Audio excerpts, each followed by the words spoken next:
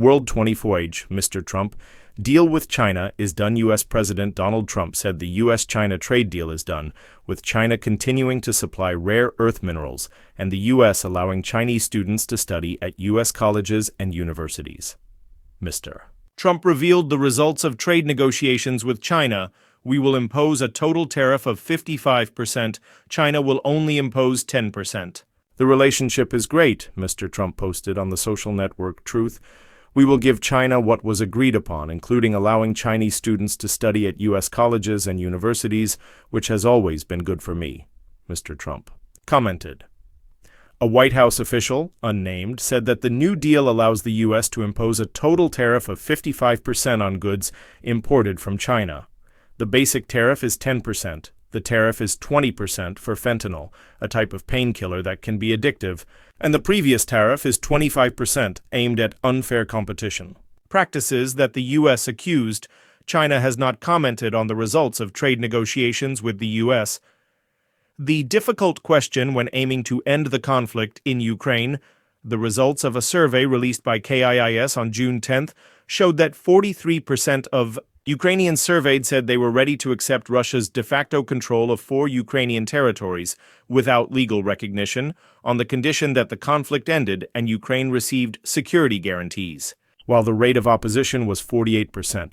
Regarding the possibility of Kiev officially recognizing territories such as Donetsk, Lugansk, Zaporizhia, and Kherson as belonging to Russia, 68% of respondents were against. The support rate was 24%. The survey also found that a majority of Ukrainians, 78%, oppose handing over territories controlled by Kiev forces to Russia.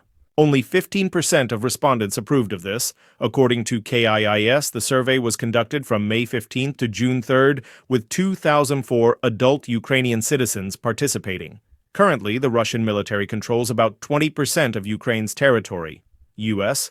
negotiations with China are going well, U.S. Commerce Secretary Howard Lutnick said on June 10th that trade talks with China were going well as the parties continued to meet in London, UK.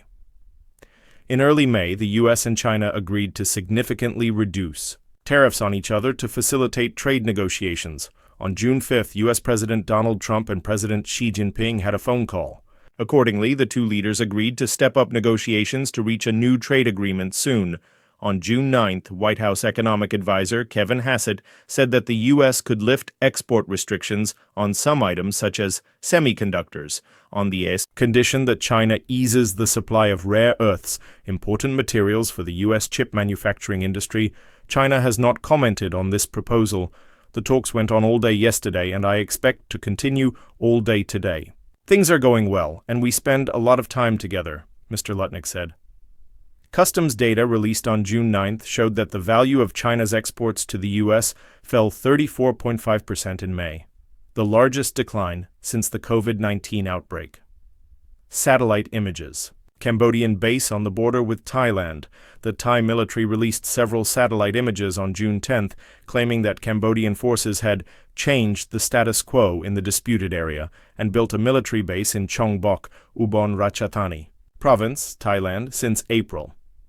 According to a Thai officer, the country has a series of aerial photos of the Chong Bok area since 1955. The photos show that Cambodian forces were not present at that time. According to the Bangkok Post, satellite photos taken this year show that Cambodian forces were present in Chong Bok on April 20th, and on May 24th, they continued to use heavy machinery to cut trees, dig trenches, establish a military base, and lay a 4 to 6 meter wide concrete road. The Cambodian military has not commented on these photos. On June 10th, the Cambodian Ministry of National Defense denied some information from Thai media that Cambodian units have withdrawn from the border.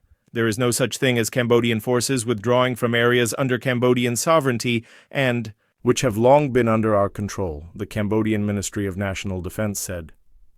Regarding the territorial dispute with Thailand, the Cambodian Ministry of National Defense said that its forces support a peaceful solution, but are also ready to carry out orders to protect the integrity of the territory against any violations.